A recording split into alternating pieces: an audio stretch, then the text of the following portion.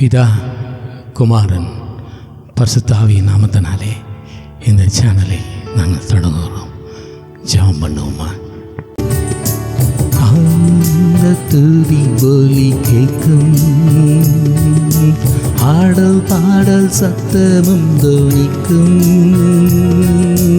ஆகாய விண்மீனாய் அவசனம் பெருகும், ஆண்டவர் வாக்கு பலிக்கும். ஆகாய விண்மீனாய் அவசனம் பெருகும், ஆண்டவர் வாக்கு பலிக்கும். ஆதி நிலை எங்குமே ஆசி திரும்ப பெறுவோமே, பாழான மண்மேடுகள் யாவும் பாராளும் வேந்தன் மனையாகும். சீரை வாழ்வு மறையும், சீர் வாழ்வு மலரும், சீயோனின் மகிமை திருந்தும். ஆஹா, சீரை வாழ்வு மறையும், சீர் வாழ்வு மலரும், சீயோனின் மகிமை திருந்தும். ஆனந்த துதி ஒலி கேட்கும், ஆடல் பாடல் சத்தமும் தொனிக்கும், ஆகாய விண்மீனாய் அவசனம் பெருகும், ஆண்டவர் வாக்கு பலிக்கும்.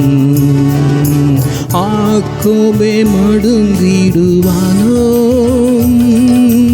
யாக்கோபின் தேவன் துணையே, அமெரிக்கை வாழ்வை அழைப்போம், ஆண்டவர் மார்பில் சுகிப்போம். பதறாத வாழ்வும் சிதறாத மனமும் பரிசாக தேவன் அருள்வார். பதறாத வாழ்வும் சிதறாத மனமும் பரிசாக தேவன் அருள்வார். ஆனந்த துதி ஒலி கேட்கும், ஆடல் பாடல் சத்தமும் தொனிக்கும், ஆகாய விண்மீனாய் அவசனம் பெருகும், ஆண்டவர் வாக்கு பலிக்கும். ஆகாய விண்மீனாய் அவசனம் பெருகும், ஆண்டவர் வாக்கு பலிக்கும். ஆராத காயங்கள் ஆறும், ஆரோக்கியம் வாழ்வினில் மூடும், ஆற்றியே தேற்றும் நல்நாத,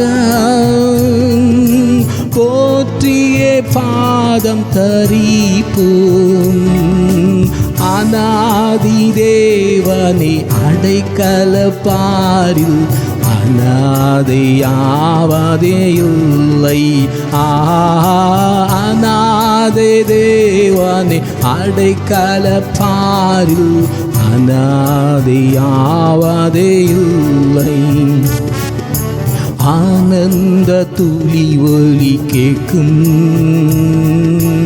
ஆடல் பாடல் சத்தமும் தொனிக்கும், ஆகாய விண்மீனாய் அவசனம் பெருகும், ஆண்டவர் வாக்கு பலிக்கும். ஆகாய விண்மீனாய் அவசனம் பெருகும், ஆண்டவர் வாக்கு பலிக்கும். அப்படியே கண்களை மூடலாம். ஆண்டவரே, இந்த அருமையான நேரத்துக்காக நன்றி சுவாமி. எங்கே 2 பேர் 3 பேர் நாமத்தினாலே கூடியிருப்பீர்களோ அவள் மத்தியிலே இருப்பேன் என்று சொல்லியிருக்கிறீங்க சுவாமி.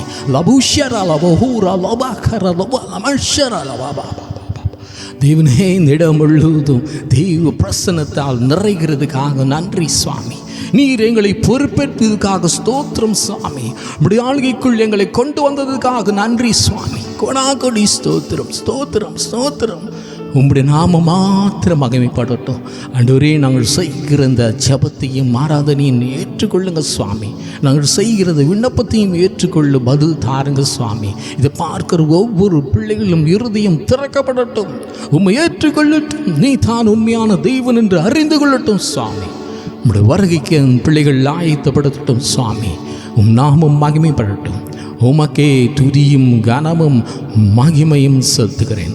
என் ஜெபங்களை கர்த்தராகிய இயேசு கிறிஸ்துவின் மூலமாய் வேண்டிக் கொள்கிறோம் பிதாவே, ஆமென். எல்லோரும் ஆண்டவரை ஸ்தோத்தரிப்போமா? எல்லோரும் சேர்ந்து சொல்லுவோம். அது முதல் இயேசு மனம் திரும்புங்கள், பரலோக ராஜ்யம் சமயமாய் இருக்கிறது என்று பிரசங்கிக்க தொடங்கினார்.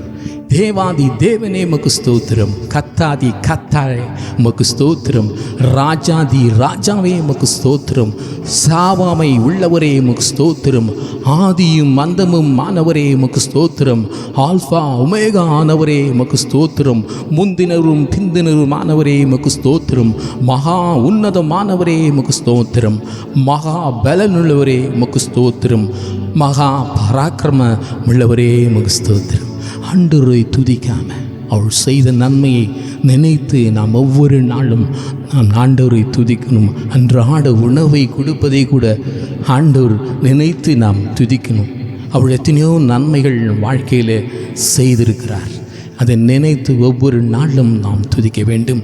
இந்த நாளுக்குரிய வசனம் என்னவென்றால் சங்கீதம் 122:1, கர்த்தருடைய ஆலயத்துக்கு போவோம் வாருங்கள் என்று எனக்கு அவர்கள் சொன்னபொழுது மகிழ்ச்சியாயிருந்தேன். மகிழ்ச்சி, சந்தோஷம். தேவன் நாம் மகிழ்ச்சியாய் இருக்க வேண்டும் என்று விரும்புகிறார். நாம் சந்தோஷமாய் இருக்க வேண்டும் என்று ஆண்டவர் விரும்புகிறார். அது எப்படிப்பட்ட சந்தோஷமாய் இருக்கணும்? கர்த்தருக்குள் சந்தோஷமாய் இருக்கணும். உலகப்பிரமான பிரகாரம் சந்தோஷம் அல்ல, உலகப்பிரமான மகிழ்ச்சி அல்ல. தேவனுக்குள் நாம் சந்தோஷமாய் இருக்க வேண்டும். அதுதான் இது அழகாய் சொல்லுது. ஆலயத்துக்கு போவோம் வாருங்கள் என்று எனக்கு அவர்கள் சொன்ன பொழுது மகிழ்ச்சியாயிருந்தேன். ஆலயத்துக்கு போகும்பொழுது கூட நம் சந்தோஷமாய் போக வேண்டும். அது மாத்திரம் இல்லை, சில ஆலயங்களிலே போத கோபமும் எரிச்சலும் வரும், விரோதங்கள் இருக்கும். அதெல்லாம் நாம் மனதிலே இருந்தாலும் அதை எடுத்துவிட்டு சந்தோஷமாய் நம் ஆலயத்துக்கு போகணும். அதுதான் உண்மையான சந்தோஷம். ஆலயத்துக்கு போவோம் வாருங்கள் என்று சொன்ன பொழுது மகிழ்ச்சியாயிருந்தேன் என்று சொல்லப்பட்டிருக்கிறது. உம்மை தேடுகிற யாவரும் உம்மில் மகிழ்ந்து சந்தோஷப்படுவார்கள் என்று சொல்லப்படுகிறது. ரட்சிப்பில் பிரியப்படுவர்கள் தேவனுக்கு மகிமை உண்டாவதாக என்று எப்பொழுதும் சொல்வார்களாக. ரட்சிப்பின் நிமித்தம் நாம் சந்தோஷப்பட வேண்டும். ஆண்டவர் தேடுதலே சந்தோஷப்பட வேண்டும். இதுதான் உண்மையான மகிழ்ச்சி, சந்தோஷம். உம்மை தேடுகிற அனைவருக்கும் உமக்குள் மகிழ்ந்து சந்தோஷப்படுவதாக உம்முடைய ரட்சிப்பை விரும்புகிறவர்கள் கர்த்தருக்கு மகிமை உண்டாவதாக என்று எப்பொழுதும் சொல்வார்களாக. ரட்சிப்பு தான் முக்கியம். நமக்குள் ஒரு ரட்சிப்பு, ஒரு மாற்றம், ஒரு திருப்பம் வர வேண்டும். எப்போதும் போல ரொட்டீனாக நம் ஆலயத்துக்கு போவதும் வருவதும் இல்லாதபடி அவர் தேடுவதிலே ஒரு சந்தோஷம், ஆலயத்துக்கு போவதிலே ஒரு சந்தோஷம், மகிழ்ச்சி நமக்குள் வர வேண்டும். எஸ்ரா காலத்திலே ஆலய அலங்காரம் அஸ்திபாரம் போடும் பொழுது அவர் மிகவும் சந்தோஷப்பட்டார்கள். பூரியை ஊதினார்கள், தாளங்களை கொட்டினார்கள், எல்லாம் சந்தோஷம் அடைந்தார்கள். ஏனென்றால் ஆலயம் மறுபடியும் கட்டப்பட போவதற்காக மிகவும் சந்தோஷப்பட்டார்கள், ஆரவாரம் பண்ணினார்கள். அவள் கூக்குரல் சத்தம் அழுது கொண்டே கூட சந்தோஷமாய் சந்தோஷத்தின் நிமித்தம் அழுதார்கள்.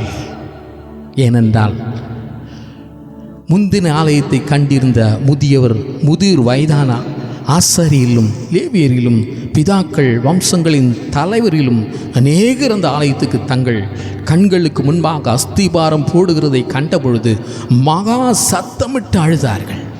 வேறே அநேக பேர் கம்பீரித்து சந்தோஷமாய் ஆர்ப்பரித்தார்கள் என்று எழுதியிருக்கிறது. ஜனங்கள் மகா கம்பீரமாய் ஆர்ப்பரிக்கிறதுனால் அவர்கள் சத்தம் வெகு தூரம் கேட்கப்பட்டது. ஆனாலும் சந்தோஷம் ஆரவாரத்தின் சத்தம் இன்னதென்று, ஜனங்களுடைய அழுகையின் சத்தம் இன்னதென்று பகுத்தறியக்கூடாதிருந்தது. அப்படிப்பட்ட ஒரு சந்தோஷம்.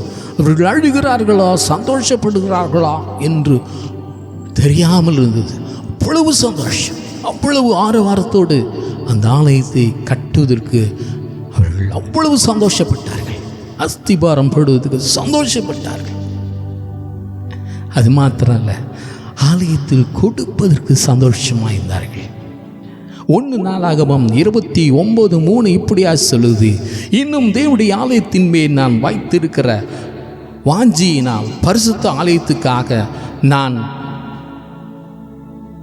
சௌந்தரித்த அனைத்தையும் தவிர எனக்கு சொந்தமான பொன்னையும் வெள்ளியையும் என் தேவனுடைய ஆலயத்துக்கு கொடுக்கிறேன், ஆலயத்துக்கு நான் கொடுக்கிறேன் என்று அவர் சொன்னார். மிகவும் சந்தோஷத்தோடு ஆண்டவருக்கு கொடுக்க வேண்டும். வேலைக்காரர்கள் மற்றும் பிரபுக்களும் எல்லாரும் வந்து தங்களால் இயன்ற வெள்ளி பொன் எல்லாவற்றையும் கொடுத்தார்கள். இரும்பு கூட கொடுத்தார்கள். தங்களுக்கு உண்டான எல்லாவற்றையும் ஆலயத்துக்கு கொடுத்து மிகவும் சந்தோஷமாய் கொடுத்தார்கள் என்று எழுதியிருக்கிறது. மகிழ்ச்சியோடு ஆலயத்துக்கு கொடுப்பதிலே சந்தோஷப்பட்டார்கள். 1 நாளாகமம் 29:8 வாசிக்க கேட்போம். யார் கையில் ரத்தினங்கள் இருந்ததோ அவர்கள் அவைகளையும் கர்த்தருடைய ஆலயத்து பொக்கிஷத்திற்கு என்று கெர்சோனியனான எகியேலின் கையிலே கொடுத்தார்கள். 9 இப்படி மனப்பூர்வமாய் கொடுத்ததற்கு ஜனங்கள் சந்தோஷப்பட்டார்கள். உத்தம இருதயத்தோடு உற்சாகமாய் கர்த்தருக்கு கொடுத்தார்கள். தாவீது ராஜாவும் மிகவும் சந்தோஷப்பட்டான்.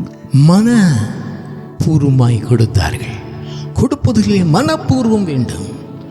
சும்மா ஏனோதானோ என்று கொடுக்காதபடி மனப்பூர்வமாய் உள்ளத்தின் ஆழத்திலிருந்து ஆண்டவருக்கு கொடுப்பதில் நாம் சந்தோஷமாய் கொடுக்க வேண்டும், உற்சாகமாய் கொடுக்க வேண்டும், உத்தம இருதயத்தோடு கொடுக்க வேண்டும். கர்த்தருக்கு கொடுத்தார்கள் என்று எழுதியிருக்கிறது. தாவீது ராஜா மிகவும் சந்தோஷப்பட்டான் என்று எழுதியிருக்கிறது. கொடுப்பதிலே சந்தோஷமாய் இருக்கணும். ஆலயத்துக்கு போவதிலே சந்தோஷமாய் இருக்கணும். ஆலயத்தை தேடுவதிலே சந்தோஷமாய் இருக்கணும்.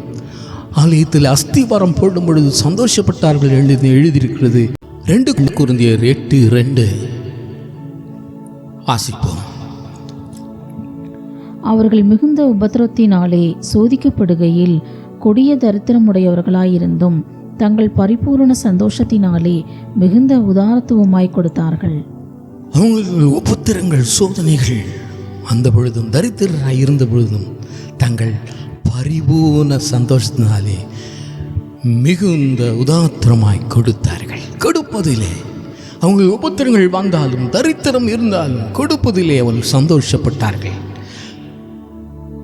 பிதாவினால் நாம் பெற்ற கற்பையின்படி உம்முடைய பிள்ளைகளின் சிலர் சத்தியத்திலே நடக்கதை கண்டு மிகவும் சந்தோஷப்பட்டேன். பிள்ளைகள் சத்தியத்திலே நடப்பதை பார்த்து சந்தோஷப்பட்டார்கள், மகிழ்ச்சி அடைந்தார்கள். நம் பிள்ளைகள் கூட நம் சத்தியத்திலே வளர்க்க வேண்டும். தேவனுடைய பிள்ளைகளாய் நாம் வளர்க்க வேண்டும். அதை பார்த்து நாம் சந்தோஷப்படும். அதுதான் உண்மையான சந்தோஷம். என் பிள்ளைகள் சத்தியத்திலே வளர்கிறது என்று சொல்லி சந்தோஷப்பட்டார்கள். அதே மாதிரி நாமும் சந்தோஷப்பட்டார். அநியாயத்தில் சந்தோஷப்படாமல் சத்தியத்திலே சந்தோஷப்படும். அநியாயம் செய்து சில பேர் மற்றவர்கள் உபத்திரப்படுவதை பார்த்து சந்தோஷப்படுவார்கள். மற்றவர்கள் அவமானப்படுவதை பார்த்து சந்தோஷப்படுவார்கள். அந்த சந்தோஷம் அல்ல, அது அல்ல. சில பேர் ஒரு நிமிஷம் நம்மளுக்கு பதவி உயர்வு கிடைத்தது என்று சொல்லி சந்தோஷப்படுவார்கள்.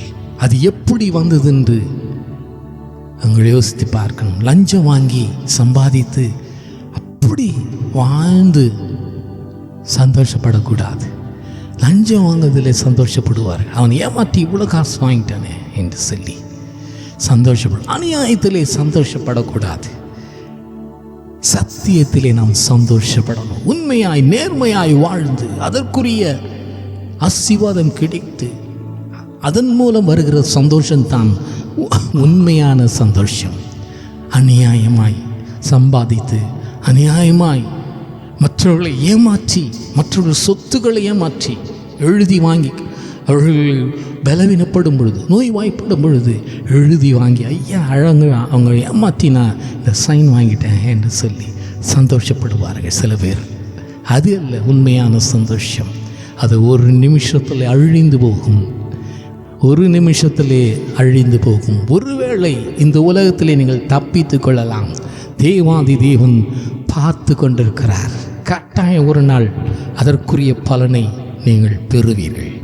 அது அல்ல உண்மையான சந்தோஷம். சத்தியத்திலே நடப்பது, ரட்சிப்பிலே நடப்பது, இதுதான் உண்மையான சந்தோஷம். லூக்கா 2:10-11 வாசிப்போம். லூக்கா 2ஆம் அதிகாரம் 10-11 வாசிப்போம். தேவதூதன் அவர்களை நோக்கி, பயப்படாதிருங்கள், இதோ எல்லா ஜனத்துக்கும் மிகுந்த சந்தோஷத்தை உண்டாக்கும் நற்செய்தியை உங்களுக்கு அறிவிக்கிறேன். இன்று கர்த்தராகிய கிறிஸ்து என்னும் இரட்சகர் உங்களுக்கு தாவீதின் ஊரிலே பிறந்திருக்கிறார். பாருங்க, இயேசு கிறிஸ்து பிறப்பை குறித்து இந்த உலகமே சந்தோஷப்படணும். அதுதான் உண்மையான சந்தோஷம்.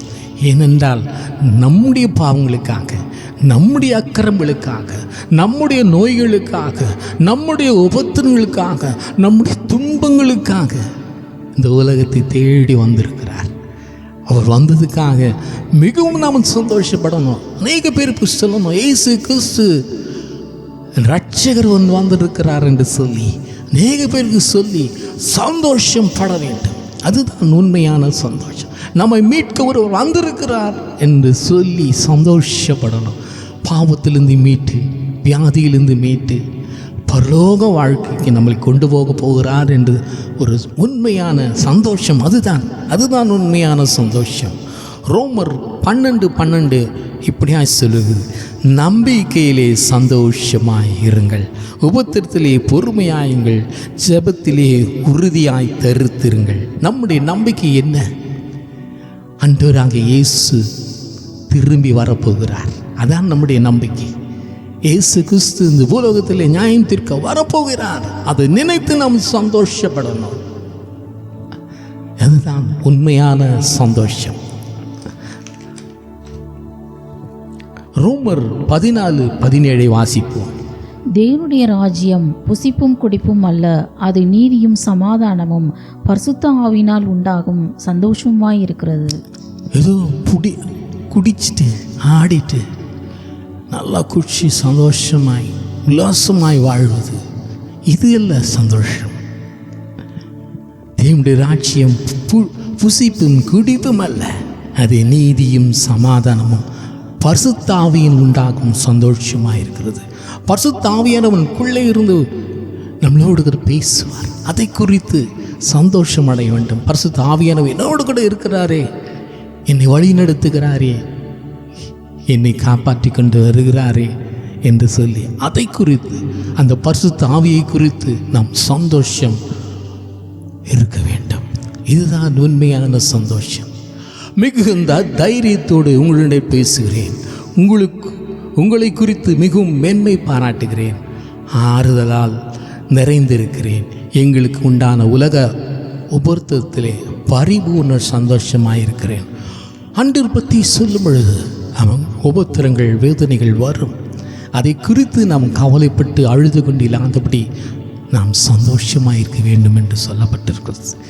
நாம் சந்தோஷப்படணும். ஆண்டவருக்காக நாம் பாடுபடும் பொழுது, உபத்திரப்படும் பொழுது சந்தோஷமாக இருக்க வேண்டும் என்று சொல்லப்பட்டிருக்கிறது. 2 கொரிந்தியர் 7:9 வாசிப்போம். இப்பொழுது சந்தோஷப்படுகிறேன், நீங்கள் துக்கப்பட்டதற்கு அல்ல, மனம் திரும்புவதற்கு ஏதுவாக துக்கப்பட்டதற்காகவே சந்தோஷப்படுகிறேன். நீங்கள் ஒன்றிலும் எங்களால் நஷ்டப்படாதபடிக்கு தேவனுக்கு ஏற்ற துக்கம் அடைந்தீர்களே. 12:9, 12:15. அதற்கு அவர், என் கிருபை உனக்கு போதும், பலவீனத்திலே என் பலம் பூரணமாய் விளங்கும் என்றார். 15. ஆதலால் நான் உங்களில் எவ்வளவு அதிகமாய் அன்பு கூறுகிறேனோ அவ்வளவு குறைவாய் உங்களால் அன்பு கூறப்பட்டிருந்தாலும் மிகுந்த சந்தோஷமாய் நான் உங்கள் ஆத்துமாக்களுக்காக செலவு பண்ணப்படவும் விரும்புகிறேன். பலவீனமாய் பவுல் இருக்கும் பொழுது ஆண்டவர் என் கிருபை உனக்கு போதும், பலவீனத்தில் என் பலன் பூரணமாய் விளங்கும் என்றார். கிறிஸ்துவின் வல்லமை அவள் மேல் தங்கினது. அதை குறித்து அவள் பலவீனப்பட்டதை குறித்து வருத்தப்பட்டாலும் ஆண்டவர் இப்படி சொல்லும் பொழுது சந்தோஷமடைந்தார். தேவன் என்னோடு கூட இருக்கிறாரே என்று சொல்லி சந்தோஷமடைந்தார். சில பேர் ஆண்டவரை அன்பு கூறுவார்கள், நேசிப்பார்கள். நான் உங்கள் ஆத்துமகளுக்காக செலவு பண்ணப்படவும் விரும்புகிறேன். அதை குறித்து ஆத்துமாவுக்காக நாம் செலவு பண்ணணும். அநேக ஆத்துமாக்களை நாம் கொண்டு வரணும். அதை விரும்பி சந்தோஷமாய் நாம் அதை செய்யணும். அதுதான் ஆண்டவர் விரும்புகிறார். 1:9 எப்படி சொல்லுகிறது? நாங்கள் பலவீனரும் நீங்கள் பலவீனர்களாக இருக்கையில் சந்தோஷப்படுகிறோம். நீங்கள் நர்சி பொருள்படிக்கு விண்ணப்பம் பண்ணுகிறேன். நாம் பலவீனமாய் இருக்கும் பொழுது நாம் சந்தோஷமாய் இருக்கணும். ஆண்டவர் எல்லாத்தையும் பார்த்து கொள்வார் என்று சந்தோஷமாய் இருக்கணும். இவர்கள் நாங்கள் பலவீனரும் நீங்கள் பலவீனமாய் இருக்கையில் சந்தோஷப்படுகிறேன். நாம் பலவீனமாய் இருக்கும் பொழுது அவர்கள் பலவீனர்களாய் இருக்கையில் சந்தோஷப்படுகிறோம் என்று சொல்லுங்கள். நீங்கள் நற்சீர்ந்து பொருந்தும்படி விண்ணப்பம் பண்ணுகிறேன் என்று சொல்லப்பட்டிருக்கிறது. பிலிப்பு 4:4 எப்படி சொல்லப்பட்டிருக்கிறது? கர்த்தருக்குள் எப்பொழுதும் சந்தோஷமாயிருங்கள் என்று சொல்லப்பட்டிருக்கிறது. கர்த்தருக்குள் எப்பொழுதுமே நாம் சந்தோஷமாக இருக்கணும். தேவனுக்குள் நாம் நெருங்கி வாழும் பொழுது, தேவனை அன்பாய் நேசிக்கும் பொழுது எப்பொழுதும் அவர் நினைத்து நாம் சந்தோஷமாய் இருக்க வேண்டும். எப்பொழுதும் சந்தோஷமாய் இருங்கள் என்று சொல்லப்பட்டிருக்கிறது. 1:18 வாசிப்போம். இதனால் என்ன? வஞ்சகத்தினாலாவது உண்மையினாலாவது எப்படியாவது கிறிஸ்து அறிவிக்கப்படுகிறார். அதனால் சந்தோஷப்படுகிறேன், இன்னமும் சந்தோஷப்படுகிறேன். நாம் ஆண்டவர் நாமத்தை மகிமைப்படுத்தும்படியாய் அநேக பேருக்கு ஆண்டவர் பற்றி நாம் சொல்லணும். அதுதான் உண்மையான சந்தோஷம். ஆண்டவர் பற்றி சொல்லணும், ஆண்டவர் வருகையை பற்றி சொல்லணும். ஆண்டவர் நம்மளுக்காக சிலுவிலே ரத்தம் சிந்தினதை மற்றவர்களுக்கு அறிவிக்க வேண்டும். அதிலே ஒரு சந்தோஷம் நமக்குள் வரும். யோபு 20:4 இப்படியாக சொல்லுகிறது: துன்மார்க்கரின் கம்பீரம் குறுகினது என்பதையும் மாயக்காரின் சந்தோஷம் ஒரு நிமிஷம் மாத்திரம் நிற்கும். மாயக்காரின் சந்தோஷம் ஒரு நிமிஷம். எல்லாம் மாயை, எல்லாம் பொய் சொல்லி அவனை ஏமாத்திட்டேன், அவனை குடிக்க வச்சுட்டேன், அவன் சொத்தை அபகரிச்சிட்டேன்னு சொல்லி சந்தோஷப்படுவார்கள். இதெல்லாம் ஒரு நிமிஷம்தான், இதெல்லாம் ஒரு நிமிஷம். ஆனால் தேவன் கொடுக்குற சந்தோஷமா அது நித்திய சந்தோஷம். அது பரலோக ராஜ்யத்துக்கு நாம் கொண்டு போகும். அப்படிப்பட்ட சந்தோஷம் தான் நமக்கு தேவை. நீதிமொழிகள் 10:1 இப்படியாய் சொல்லுது. சாலமோனின் நீதிமொழிகள்: ஞானமுள்ள மகன் தகப்பனை சந்தோஷப்படுகிறான், மூடத்தனம் உள்ளவனோ தாய்க்கு சஞ்சலம் என்கிறான். ஞானமுள்ள மகன் தகப்பனை சந்தோஷப்படுத்துகிறான், மதியற்ற மகனோ தன் தாயை அலட்சியம் பண்ணுகிறார். ஞானமுள்ள மகன் தேவனை அறிந்தவன். ஒருவேளை உலகம் ஞானம் நிறைந்தவர்கள் கூட சந்தோஷமாயிருப்பார்கள். மூடத்தனமாய் இருக்கிறவர்கள் வீட்டுக்கே ஒரு அவமானத்தையும் நிந்தனையும் கொண்டு வருவார்கள். தகப்பனுக்கும் தாய்க்கும் அவமானத்தை கொண்டு வருவார்கள். அப்படிப்பட்ட காரியம் நமக்குள் இருக்கக்கூடாது. விசேஷ ஞானம் தேவை என்று நம் பிள்ளைகளுக்காக நாம் ஜெபம் பண்ண வேண்டும். பிள்ளைகள் ஞானமாய் ஜீவிக்கும் பொழுது வாழ்க்கை உயர்த்தப்படும். ஏசாயா 12:2 இப்படியா சொல்லுது: இதோ தேவனே என் ரட்சிப்பு, நான் பயப்படாமல் நம்பிக்கையாயிருப்பேன், கர்த்தராகிய யெகோவா என் பலன், என் கீதுமானவர், அவரே என் ரட்சிப்பு ஆனவர். நீங்கள் ரட்சிப்பின் ஊற்றுகளிலிருந்து மகிழ்ச்சியுடைய தண்ணீரை முண்டு கொள்வீர்கள். மனம் பதறுகள் பார்த்து நீங்கள் பயப்படாதருங்கள், திடன் கொள்ளுங்கள். இதோ உங்கள் தேவன் நீதியை சரிகட்டவும் உங்கள் தேவன் பதிலுக்கும் வருவார். அவர் வந்து உங்கள் ரட்சிப்பார் என்று சொல்லுங்கள். கர்த்தரால் மீட்கப்பட்டவர்கள் திரும்பி ஆனந்த களிப்புடன் பாடி சீயோனுக்கு வருவார்கள். நித்திய மகிழ்ச்சி அவர் தலையின் மேல் இருக்கும். சந்தோஷமும் மகிழ்ச்சியும் அடைவார்கள். சஞ்சலமும் தவிப்பும் ஓடி போகும். கர்த்தர் சீயோனுக்கு ஆறுதல் செய்வார். அவர் அதன் பாழான தலங்களை எல்லாம் தேர்தலடை செய்து அதன் வனாந்தரத்தை ஏதனைப் போலவும் அது அவாந்தர வெளியே கர்த்தரின் தோட்டத்தைப் போலவும் ஆக்குவார். சந்தோஷமும் மகிழ்ச்சியும் துதியும் கீத சந்தமும் அதில் உண்டாயிருக்கும். அப்படியே கர்த்தரால் மீட்கப்பட்டவர்கள் ஆனந்த களிப்புடன் பாடி சீயோனுக்கு திரும்புவார்கள். நித்திய மகிழ்ச்சி அவர் தலையின் மேல் இருக்கும். சந்தோஷமும் மகிழ்ச்சியும் அடைவார்கள். சஞ்சலமும் தவிப்பும் ஓடிப்போகும். நாம் முக்கியமாக ரட்சிப்பு நம்மளுக்கு தேவை. நாம் மீட்கப்பட்டு இருக்கணும். தெய்வனால் ரட்சிக்கப்பட்டு இருக்கணும். அப்படி இருந்தால்தான் உண்மையான அந்த சந்தோஷத்தை நாம் அனுபவிக்க முடியும். தெய்வனிடத்தில் ரட்சிப்பு ஊற்று இருக்கிறது. ஆண்டவராகிய இயேசு கிறிஸ்துவினிடத்தில் அந்த ரட்சிப்பின் ஊற்று இருக்கிறது. அதை தேடி நீங்கள் கேட்க வேண்டும். ஆண்டவரே, ரட்சிப்பை எங்களுக்கு தாங்க, அந்த ஜீவ ஊற்று எங்களுக்கு தாங்க, எங்களை முழுமையாக ரட்சிங்க, உங்களுடைய வருகைக்கு எங்களை ஆயத்தப்படுத்துங்க என்று நாம் சொல்லும் பொழுது உண்மையாய் ரட்சித்து நம் பரலோக ராஜ்யத்துக்கு நித்திய மகிழ்ச்சியுள்ள அந்த இடத்துக்கு நம்மை கொண்டு போவார். ஏசாயா 61:7 வாசிப்போம். உங்கள் வெட்கத்துக்கு பதிலாக இரட்டந்தனையாய் பலன் வரும். லட்சைக்கு பதிலாக தங்கள் பாகத்தில் சந்தோஷப்படுவார்கள். அதிநிமித்தம் தங்கள் தேசத்தில் இரட்டிப்பான சுதந்திரம் அடைவார்கள். நித்திய மகிழ்ச்சி அவர்களுக்கு உண்டாகும். 10. கர்த்தருக்குள் பூரிப்பாய் மகிழ்கிறேன். என் தேவனுக்குள் என் ஆத்துமா களி கூர்ந்திருக்கிறது.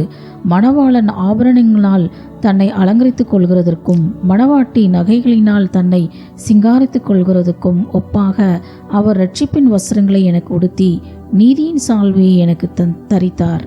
65:13.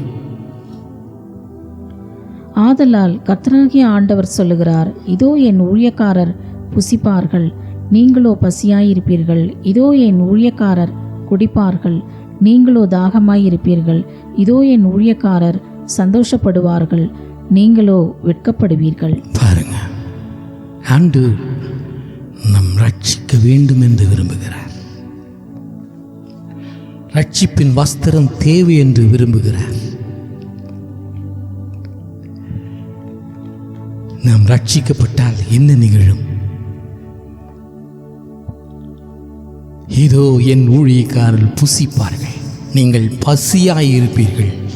இதோ என் ஊழியக்காரர்கள் குடிப்பார்கள், நீங்களோ தாகமாயிருப்பீர்கள். இதோ என் ஊழியக்காரர் சந்தோஷப்படுவார்கள், நீங்கள் வெட்கப்படுவீர்கள். இதுதான் வித்தியாசம். இதுதான் வித்தியாசம். ரட்சிக்கப்பட்டிருக்கும் ரட்சிக்கப்படாதவருக்கு வித்தியாசம். இதுதான் வித்தியாசம். நாம் எல்லோரும் ரட்சிப்பு அடைய வேண்டும் என்று சொல்லி இந்த உலகத்திலே தேடி வந்தால் நம்மளை அந்த ரட்சிப்பை நாம் பெற்றுக்கொள்வோம். மத்தேயு 18:12 இப்படியாய் சொல்லுகிறது, உங்களுக்கு எப்படி தோன்றுகிறது? ஒரு மனுஷன் 100 ஆடுகள் இருக்க அவைகள் ஒன்று சிதறி போனால் அவன் மற்ற 99 ஆடுகளை மலையில் விட்டு சிதறி போனதை தேடாமல் இருப்பானா? பாருங்க, ஒருவன் பின்மாற்றத்தில் போகும் பொழுது, தேவனை மறந்து வாழும் பொழுது தேவன் தேடி வருவார். என் மகன் பின்மாற்றத்திலே போய்விட்டான், என் மகள் பின்மாற்றத்திலே போய்விட்டாள் என்று சொல்லி அதை தேடி அலைந்து மறுபடியுமாக தம் மந்தையிலே சேர்க்க ஆண்டவர் விரும்புகிறார். 100 ஆடுகள் 99 ஆடுகள் இருந்தாலும் ஒன்று காணாமல் தேடி அலைந்தது போல நம்மளை தேடி ஆண்டவர் வருவார். தேவன் நம்ம ரட்சிப்பின் வஸ்திரம் தரிக்க வேண்டும் என்று ஆண்டவர் விரும்புகிறார். ஒருவனாகிலும் கெட்டு போவது பரலோகத்தில் உங்கள் பிதாவுக்கு சித்தம் அல்ல என்று எழுதியிருக்கிறது. ஒருவனும் கெட்டு போவதற்கு ஆண்டவருக்கு பிடிக்காது. எல்லாரும் பரிசுத்தமான வாழ்க்கை வாழ வேண்டும் என்று சொல்லி ஆண்டவர் விரும்புகிறார். லூக்கா 15:7 எப்படியாவது போல அதுபோல மனம் திரும்ப அவசியமில்லாத 99 நீதிமான்களை குறித்து சந்தோஷம் உண்டாயிருக்கிறதை பார்க்கலாம். மனம் திரும்புகிற ஒரே பாவியின் நிமித்தம் பரலோகத்திலே மிகுந்த சந்தோஷம் உண்டாகும் என்று உங்களுக்கு சொல்லுகிறேன். பரலோகத்திலே சந்தோஷம் உண்டாகும். ஒருவன் பின்மாற்றலை விழுந்து போனாலும் அவன் எழுந்து திரும்பியும் ஆண்டவர் சமூகத்திலே வரும் பொழுது அவன் ரட்சிப்பின் அனுபவத்தை பெற்றுக்கொண்டு திரும்பியும் புதிய வாழ்க்கையை அவன் தொடங்கும் பொழுது பரலோகமே சந்தோஷப்படும். மனம் திரும்புகிற ஒரு பாவியின் நிமித்தம் பரலோகம் சந்தோஷப்படும் என்று எழுதியிருக்கிறது. அதுக்கு தான் ஒரு ஸ்திரீ வெள்ளிக்காசை தொலைத்து விட்டாள். அதை தேடி கண்டுபிடித்து மற்ற கூப்பிட்டு எனக்கு திருப்பி அது கிடைச்சிது என்று சொன்ன பொழுது அவளுக்கு ஒரு சந்தோஷம் கிடைக்கிறது. அவர்கிட்ட தான் ஆண்டவர் சொல்லுகிறார். அப்படிப்பட்ட சந்தோஷத்தான் உண்மையான சந்தோஷம். ஒருவன் மனம் திரும்பி ஒரு பாவி மனம் திரும்பும் பொழுது பரலோகம் சந்தோஷம் அடைகிறது. அதுபோல மனம் பெறுகிற ஒரு பாவியின் நிமித்தம் தேவனுடைய தூதருக்கு முன்பாக சந்தோஷம் உண்டாயிருக்கிறது என்று உங்களுக்கு சொல்லுகிறேன். இயேசு அவனை நோக்கி, இன்றைக்கு இந்த வீட்டுக்கு ரட்சிப்பு வந்தது, இவனும் ஆபிரகாம் குமாரனா இருக்கிறானே.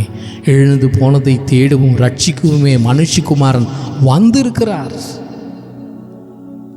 தேவன் இழந்து போனதை தேடவும் ரட்சிக்கவும் தான் ஆண்டவராக இயேசு கிறிஸ்து இந்த உலகத்திலே வந்தார்.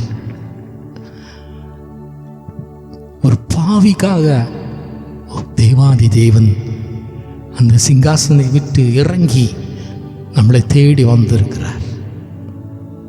இதை பார்க்கிற நீங்களும் பின்மாற்றத்திலே இருப்பீர்களானால், தேவனை மறந்து வாழ்ந்து கொண்டு இருப்பீர்களானால், இந்த வேளையிலே ஆண்டவர் சொல்லுகிறார்,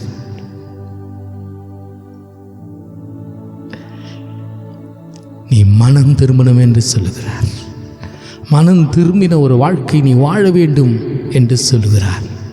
இழந்து போனதை தேடவும் ரட்சிக்குமே மனுஷகுமாரன் வந்திருக்கிறார் என்று எழுதியிருக்கிறது. தேவனை விட்டு நீங்கள் பின்மாற்றத்திலே தேவனை விட்டு தூரமாக இருப்பீர்களானால் இன்றைய மனம் திரும்பிடுங்க. ஏனென்றால் இந்த உலகத்திலே அந்த இஸ்ரேலில் நடக்கிற காரியங்களெல்லாம் யோசித்து பாருங்கள். உலக போர் வரும் என்று சொல்லுகிறார்கள். அந்தி கிறிஸ்து வருவான் என்று சொல்லுகிறார்கள். அதற்கு முன்னாடி நீங்கள் ரட்சிக்கப்பட்டு புதிதான ஒரு வாழ்க்கை வாழ்ந்து பரிசுத்தமான வாழ்க்கை வாழ்ந்து அந்த பரலோகத்தை சென்றுங்க. கடைசி மணித்துளியிலே நாம் வாழ்ந்து கொண்டிருக்கிறோம். ஜாக்கிரதையாயிருந்து மனம் திரும்பி நம்முடைய குறைகள் குற்றங்களெல்லாம் ஆண்டவர் சமூகத்திலே ஒப்பு கொடுத்து ஒப்புருவாகி ஒரு பரிசுத்தமான வாழ்க்கை நாம் வாழ வேண்டும். ஏனென்றால் எந்த நேரத்திலும் எதுவேனால் நடக்கலாம். ஜாக்கிரதையாயிருந்து மனம் திரும்பின வாழ்க்கை நாம் வாழ்ந்து தேவனோடு அந்த பரலோக ராஜ்யத்துக்கு நாம் போகணும். லூக்கா 15:24 இப்படியாய் சொல்லுது, என் குமாரனாகி இவன் மரித்தான், திரும்பவும் உயிர்ப்பித்தான், காணாமல் போனான், திரும்பவும் காணப்பட்டான் என்றான். அப்படியே அவள் சந்தோஷப்பட தொடங்கினார்கள். தேவன் நாம் எல்லோரும் மனம் திரும்ப வேண்டும் என்று சொல்லி விரும்புகிறார். உன் சகோதரனாகி இவனோ மரித்தான், திரும்பவும் உயிர்ப்பித்தான், காணாமல் போனான், திரும்பவும் காணப்பட்டான். ஆனபடியினால் நாம் சந்தோஷப்பட்டு மகிழ்ச்சியாக இருக்க வேண்டும் என்று சொன்னான் என்றார். இளைய சகோதரன் தேவன் அந்த தகப்பனை விட்டு தூர தேசத்துக்கு போய் உல்லாசமாய் வாழ்ந்து எல்லாவற்றையும் இழந்து போனான். ஒரு நாள் அவனுக்கு மனதிலே ஐயோ என் தகப்பன் வீட்டிலே வேலைக்காரர் சம்பூர்ணமாக சாப்பிடுகிறார்களே, எனக்கு சாப்பிட கூட இல்லையே என்று சொல்லி அதை உணர்ந்து மனம் திரும்பி பரிசுத்தமான வாழ்க்கையை தேடி வந்தான்.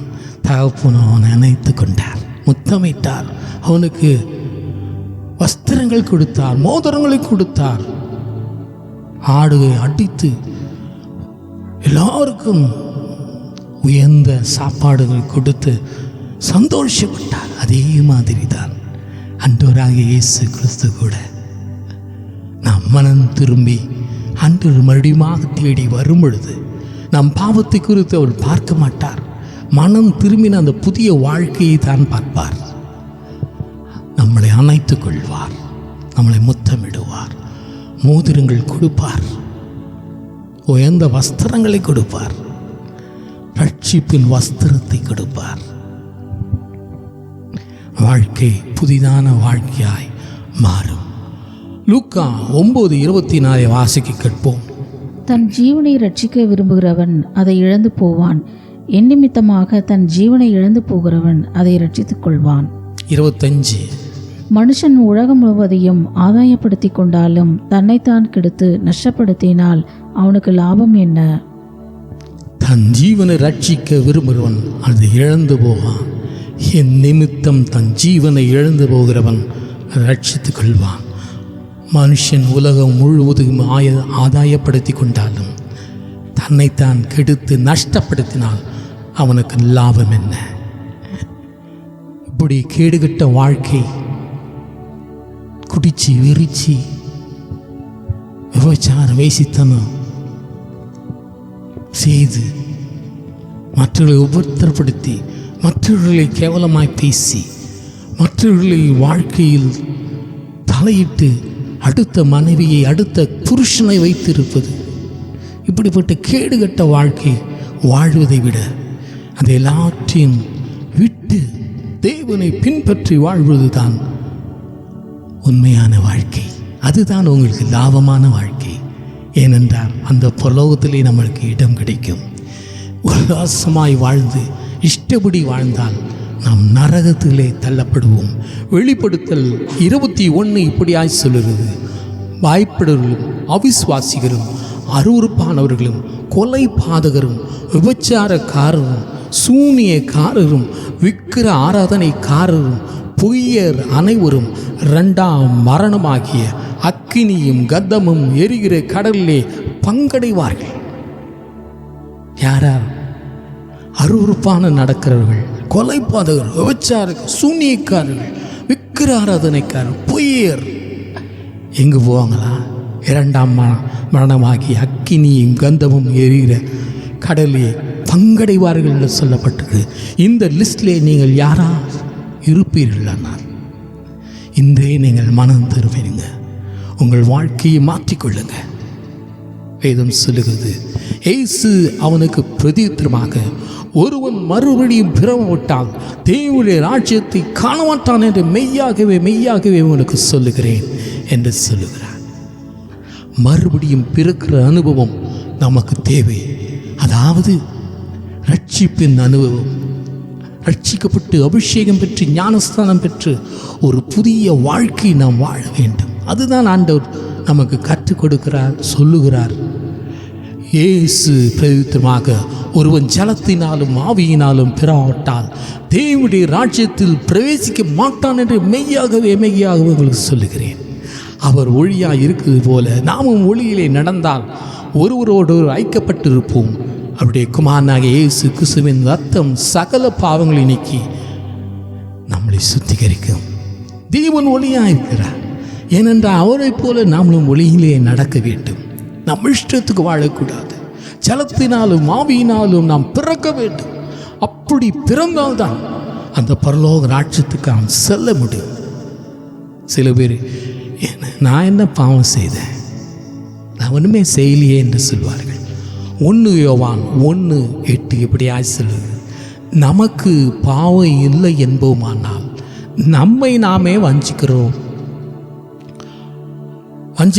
இருப்போம், சத்தியம் நமக்குள் இராது.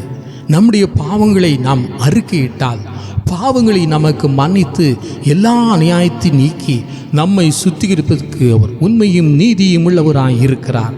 நாம் பாவம் செய்யவில்லை என்பவானால் நாம் அவரை பொய்யருளாய் இருப்போம். அவருடைய வார்த்தை நமக்குள் இராது. தேவனை நாம் முட்டாளாக்குகிறோம். எனக்கு பாவமே என்று சொல்லுகிறவன் தேவனை முட்டாளாக்குகிறான். தேவனை மறுதலிக்கிறவன், தேவனை ஏமாற்றுகிறவன், அவன் தான் அப்படி சொல்ல முடியும். பாவத்திலே கர்ப்பம் தரிக்கப்படுகிறது என்று சொல்லப்பட்டிருக்கிறது. பிறப்பிலே நம் பாவம் உள்ளவர்களாய் வருகிறோம். தேவனுடைய ரத்தம் தான் நம்மை மீட்க முடியும். தேவனுடைய அந்த கல்வாரி ரத்தம் தான் அவள் மீட்க முடியும். ரத்தத்தினாலே கழுவப்பட்டால் தான் நம் பாவம் மன்னிக்கப்படும். அதை விரும்பி நாடி, ஆண்டவரே என் பாவத்தை மன்னிங்க, உடைய பிள்ளையா என்னை மாற்றுங்க, என்னை ரட்சிங்க என்று கேட்கும் பொழுது தேவன் நமக்கு உண்மையான அந்த ரட்சிப்பையும் சந்தோஷத்தையும் சமாதானத்தையும் நம்மளுக்கு கொடுப்பார். ஒருவன் மனம் திரும்பினால் பரலோகமே சந்தோஷப்படும். அதுதான் உண்மையான வாழ்க்கை. பாவம் இல்லாத வாழ்க்கை தான் அது உண்மையான வாழ்க்கை. இதுதான் ஒரு வாழ்க்கை நம்முடைய வாழ்க்கையை பரலோகத்துக்கு கொண்டு போகும். பரிசுத்தமான வாழும் பொழுது தான் அந்த பரலோக ராஜ்யத்துக்கு நாம் செல்ல முடியும். அது மாத்திரம் இல்லை, முடிவு பரியந்தம் நம் சாப்பு வரையும் மறிக்கும் வரையும் நிலைத்து நிற்கணும். 1980, 82, 1947 ரட்சிக்கப்பட்டேன் என்று சொல்லாதபடி இன்ன வரைக்கும் ஆண்டவர் என்னை ரட்சித்தார் என்று சொல்வது தான் உண்மையான ரட்சிப்பு. முடிவு பரியந்தம் நான் நிலைத்து நிற்கணும். அப்படி இருக்கும் பொழுதுதான் உண்மையான சந்தோஷம், உண்மையான மகிழ்ச்சி, உண்மையான அந்த ரட்சிப்பின் சந்தோஷம் நமக்கு இருக்கும். கண்களை மூடி ஜெபிப்போமா? ஆண்டவரே, இந்த அருமையான நேரத்துக்காக நன்றி சுவாமி. இதை பார்க்கிற யாராக இருந்தாலும் மனம் திரும்பி ஒரு புதிய வாழ்க்கை, ஒரு புதிய சந்தோஷத்தையும் சமாதானத்தையும் பெற்றுக்கொள்ள நீ கிருபை செய்யுங்க. நீ அதுக்குண்டான வழியை கூட எங்களுக்கு காண்பித்து இருக்கிறீங்க சுவாமி. ஜலத்தினாலும் ஆவியினாலும் பிறக்க வேண்டும் என்று சொல்லியிருக்கிறீங்க சுவாமி. ரட்சிப்பு உம்முடையது தான் உண்டு என்பதை கூட நீங்கள் சொல்லியிருக்கிறீங்க. ரட்சிப்பின் வஸ்திரம் இருந்தால் தான் அந்த பரலோக ராஜ்யத்துக்கு செல்ல முடியும் என்று சொல்லப்பட்டிருக்கிறது. எங்களையும் மாற்றுங்க. இதை பார்க்கிற ஒவ்வொரு பிள்ளைங்களையும் மாற்றுங்க, ரட்சிங்க. மனம் திரும்பின வாழ்க்கையை கொடுங்க, ஒரு சந்தோஷத்தை கொடுங்க, உண்மையான சந்தோஷம் கொடுங்க, சமாதானத்தை கொடுங்க, மகிழ்ச்சியை கொடுங்க, உண்மையான மகிழ்ச்சியை கொடுங்க. மனம் திரும்பின வாழ்க்கை தான் ஒரு மகிழ்ச்சியான வாழ்க்கை. ரட்சிக்கப்பட்டது தான் மகிழ்ச்சியான வாழ்க்கை. ஆவியிலே பிறப்பது தான் மகிழ்ச்சியான வாழ்க்கை. ஜலத்தினாலே பிறப்பது தான் மகிழ்ச்சியான வாழ்க்கை. பரிசுத்தமான வாழ்வுதான் மகிழ்ச்சியான வாழ்க்கை.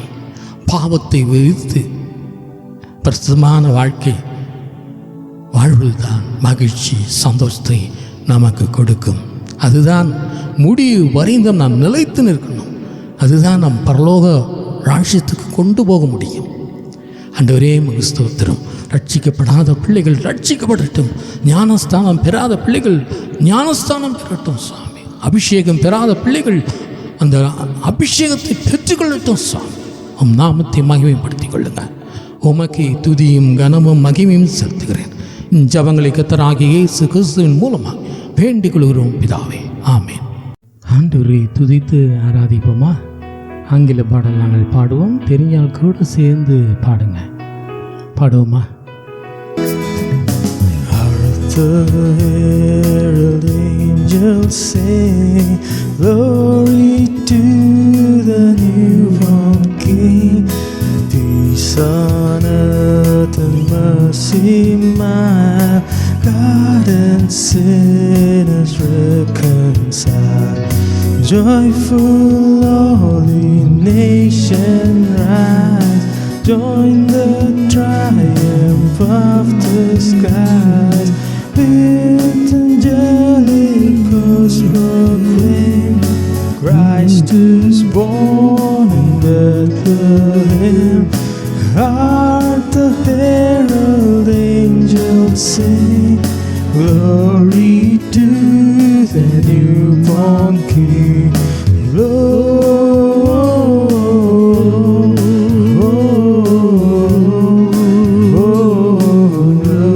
Gloria in excelsis Deo. Gloria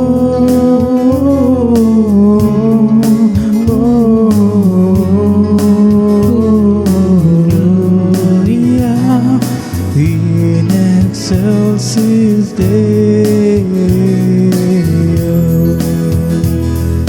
Angels we have heard on high, sweetly singing o'er the plains, and the mountains in reply, echoing their joyous strains. Gloria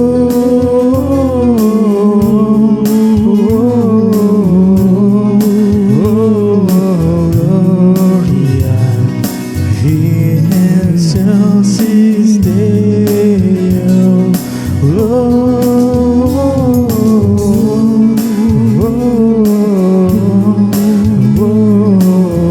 Gloria in excelsis Deo.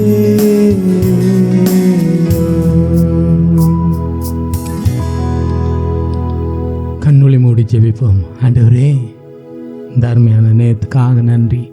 அழகாய் பேசினீங்க. உண்மையான மகிழ்ச்சி, உண்மையான சந்தோஷம் எது என்று நீங்கள் பேசினீங்க. ரட்சிப்பு, மறுபடியும் பிறக்கிறது, ஆவியிலே பிறப்பது, இதுதான் உண்மையான சந்தோஷம். மனம் திரும்பின வாழ்க்கை தான் உண்மையான சந்தோஷம். பரிசுத்தமான வாழ்க்கை தான் உண்மையான சந்தோஷம். பாவம் இல்லாத வாழ்க்கை தான் உண்மையான சந்தோஷம்.